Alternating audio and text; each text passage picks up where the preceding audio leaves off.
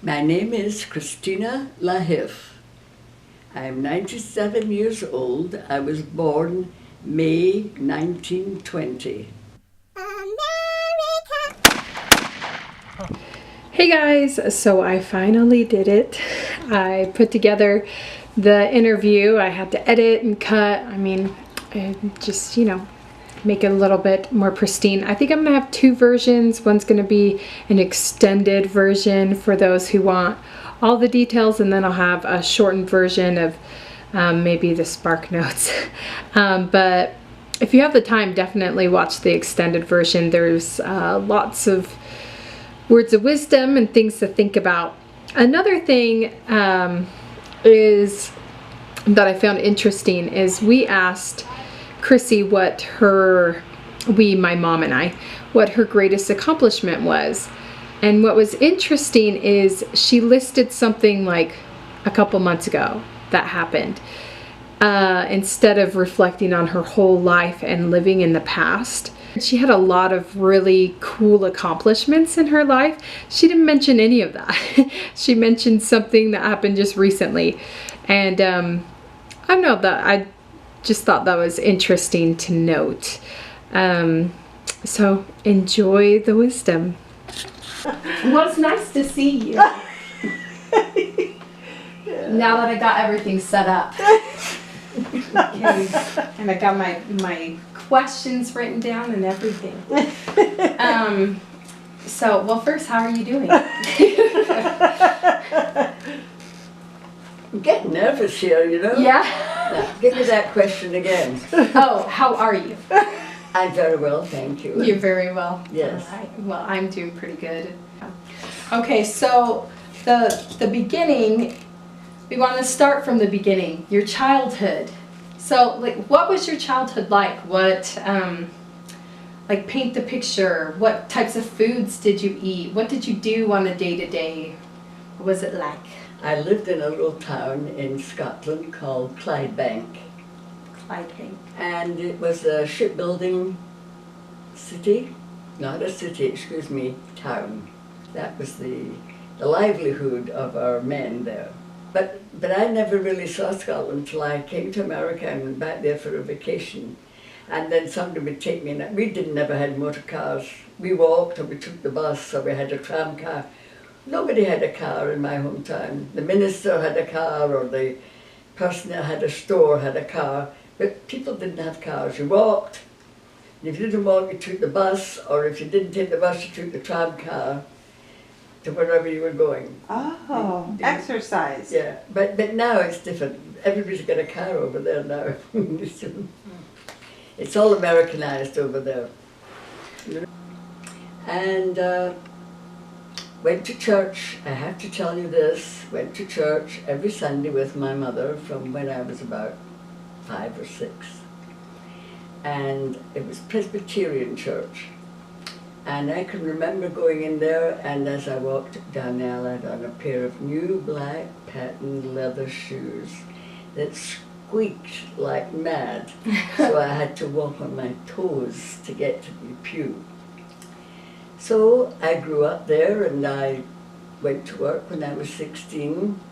In my country, and at that time, not in my country, in my town, and at that time there, we didn't go for careers. Mm-hmm. We simply grew up to be a mother and a wife and bring children into the world, and that was all you did. Mm-hmm.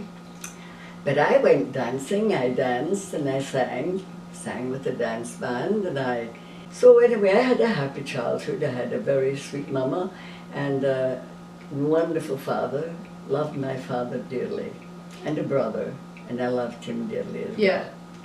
So life went on, and then as you are, 16, 17, 18, you meet the boys, and I met this young man, and we fell in love.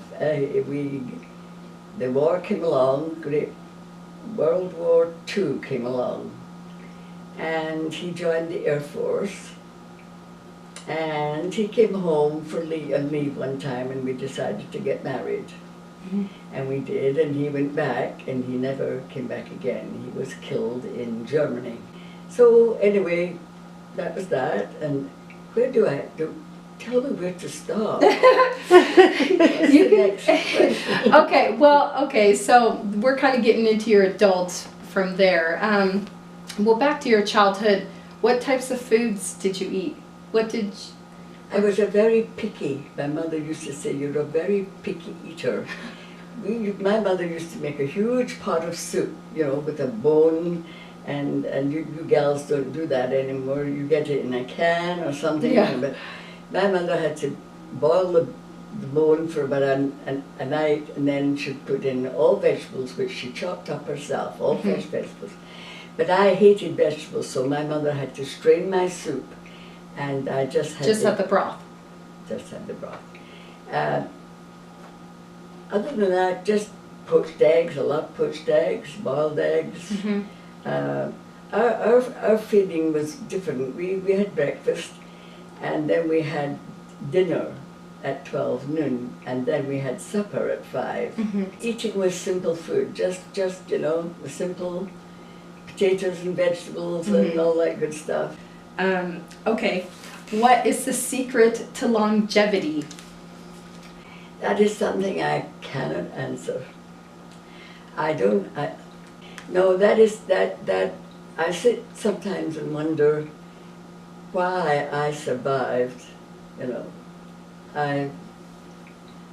I've been married 3 times, and each one has died in some form or another, accident, war, whatever, illness. And I sometimes wonder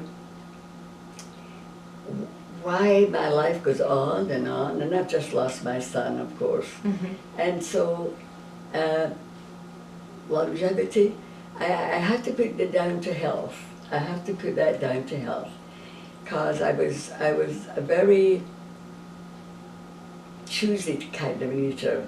I was a vegetarian for about 5 years, and didn't eat any meat, or we had cheese. Didn't eat any meat at all, salads, what have you. So I don't know whether that had anything to do with my health there. I sometimes wonder why did I survive, you know? I mean, I did the same naughty things that you do when you're young, you know.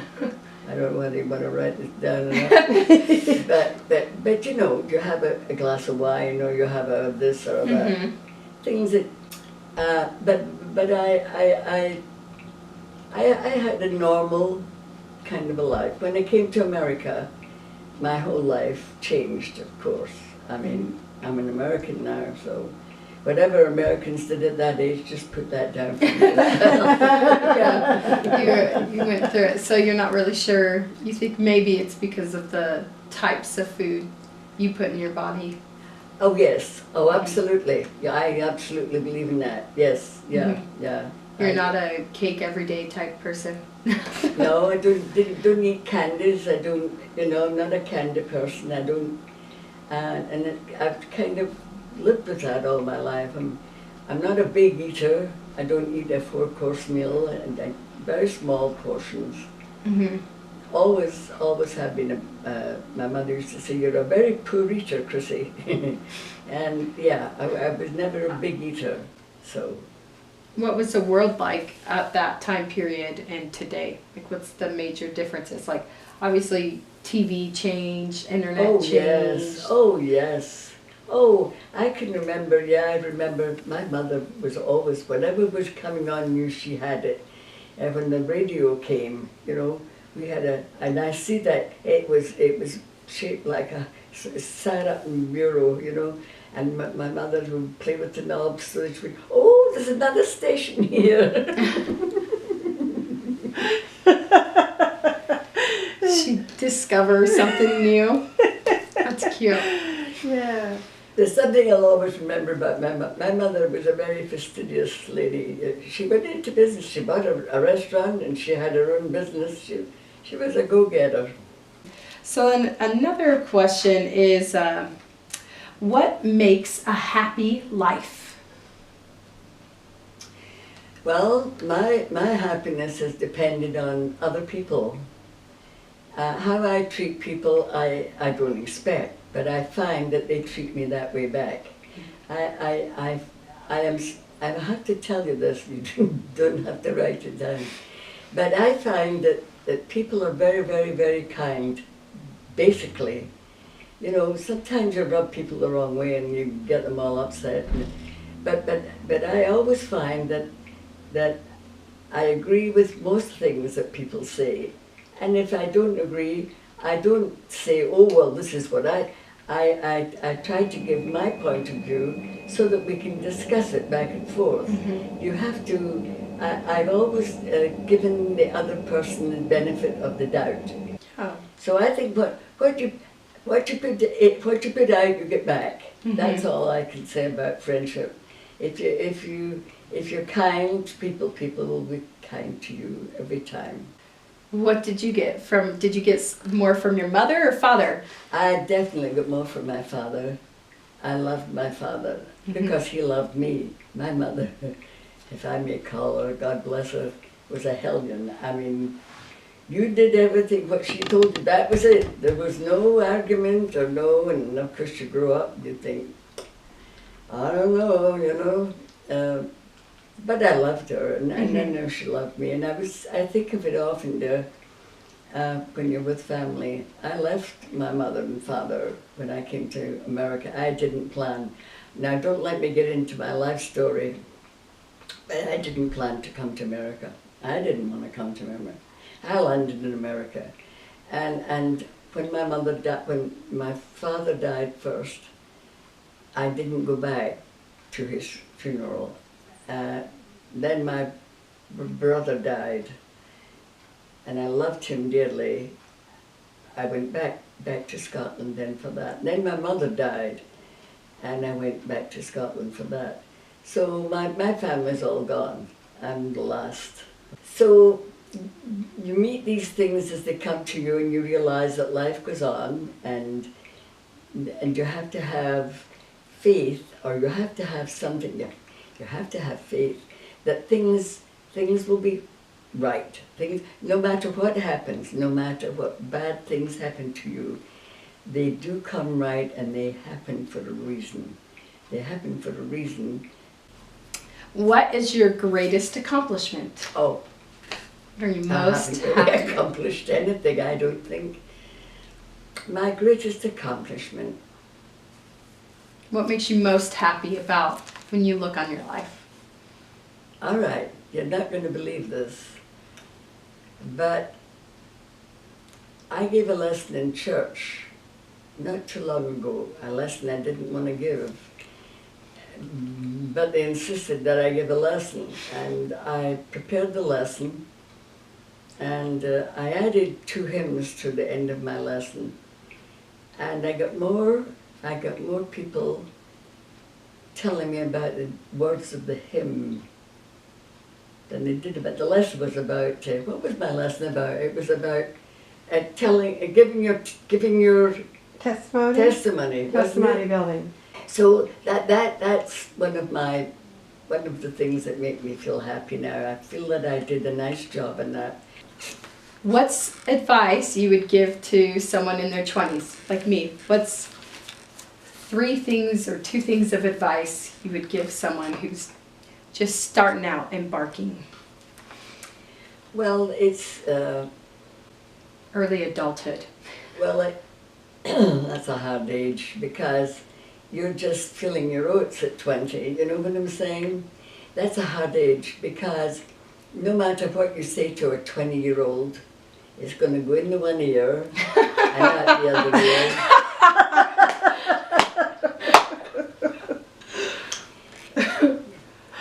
Your life, as you live your life, let me put it this way. 20-year-old, there's an excuse. They're just feeling, they're just arriving. I mean, so you have to be very careful that you don't make them defy you. I mean, like, you're not going to go here, and you can't do that. You have to guide them through it. So a 20-year-old, I don't think you can help too much. You can be gentle and kind and hope that they're listening to you and seeing the sense of what you're saying, but they don't really. They Learn. don't really. It's a hard to... Okay, so a 30-year-old. 30 years, yeah, now 30, you should be past that awkward stage now, and you're now grown up. And my advice would be, the best thing you can do for yourself is to watch, be careful with your health, because there's so many people depend on you. Their food, you'll be married, you get married, you've got a husband, you've got a family. So you must know and must be aware that you look after yourself, your own health, that no matter whatever is pressing on you, that will be taken care of. But you must take care of your health. But there are girls that still want to do the wrong thing, or Party or... Yeah. But there must be some that, you know, and sometimes they just go a little bit overboard, and so they suffer. What I will say is this: I believe that what you put in, that's what you get out. If you're going to be nasty or do things, then that's what you'll get back somewhere along the line. It's just that simple. What you put in, you're going to get back. No, as far as I'm concerned, no ifs, ands, and buts about it. Okay, what's your advice to a 50-year-old? A 50? Yeah, to mom. What's your advice to a 50-year-old? You see, when you get into that age, I think, and please don't quote me, but when you get to that age, you're torn. And I can only, when you point to Julie, I know she's in a tither right now, and because, how can I put this? When you make choices, you don't realize what these choices are going to bring you. But at 50, you should be able to sit down and say, now, if I do this, this is what's going to happen. And if I do that, well, that's going to happen. Now, what would be better of the two? But I do believe that what she's going to do is what she was going to do. I believe this is what your life is mapped out before you even, say your first word. When you come into this world, when you come in, you have things to fulfill. I don't know where they came from, if they came from another life, or if I don't know where they came from, but I know that you have to fulfill certain things, and to do that, you have choices to make. And sometimes, and she's got choices to make, I know she has choices to make, she's on that. And she'll, whatever she chooses, she'll live that choice. She'll live that choice, and when she gets to the next choice, she'll maybe choose a little bit better, or go on to something better. We can't control it, dear. We can't control it. It comes on us without even trying. Whatever mess you're in is a trial that you have to go through to make yourself, hopefully, a better person. I can't think of any other thing that it could make you. I think we're all given gifts. We're all given gifts, and if we use them right, we will help other people. If we don't use them right, then we'll have to pay the cost. We'll pay the price. And we'll do it until we get it right. The Lord will keep giving us opportunities for us to fail and fail and fail. That's right. Until we... That's right. And only He knows where the end is. And He knows, I'll guide her. She's got to make the choice. He's got to make the choice. God's not going to make the choice. They've got to do it. And whenever they fall off the road, He'll pick you up, put you back on, and you don't have to be told that. But it's good to know. Okay, what's your advice to the 70-year-old? Oh, well, when I was 70, I knew everything, you know. I danced, I sang, Anyway, but you see, you don't know. You don't know what other people are thinking. I'm really surprised, you know. I think, well, who knew that these people would make that trip, 3.5 hours, to come in and say hi, take you to lunch, get in the car, drive back home again. Yeah. You can have advice from a 70-year-old. She won't. She won't listen. Just like a 20-year-old. So you go full circle. She's got it made. She knows it all. She knows it all. I know it all. What have you learned from 70 to now? And I learned that a long time ago, but I forgot it. What you put in, that's what you get back. What you put in, that's what you get back.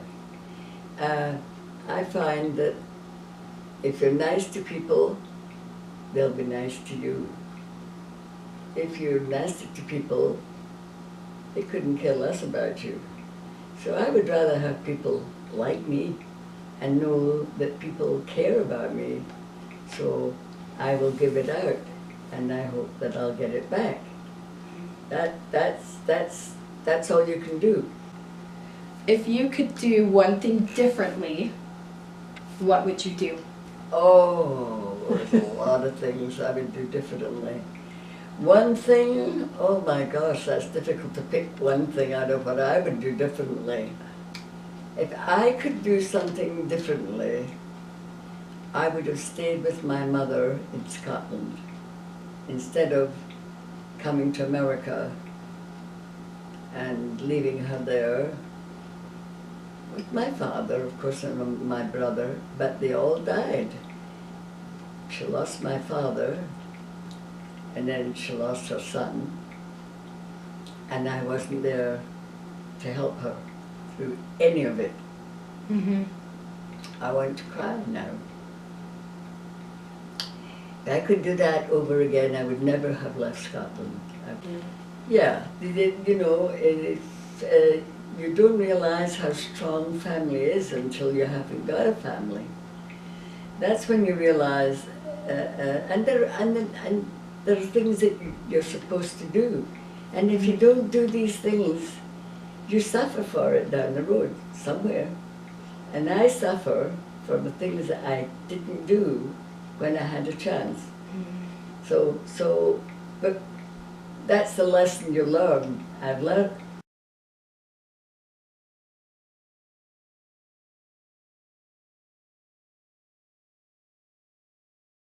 Okay. My name is Christina Lahif.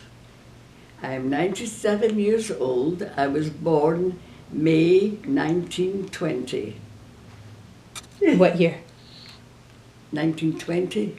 Oh, May 1920.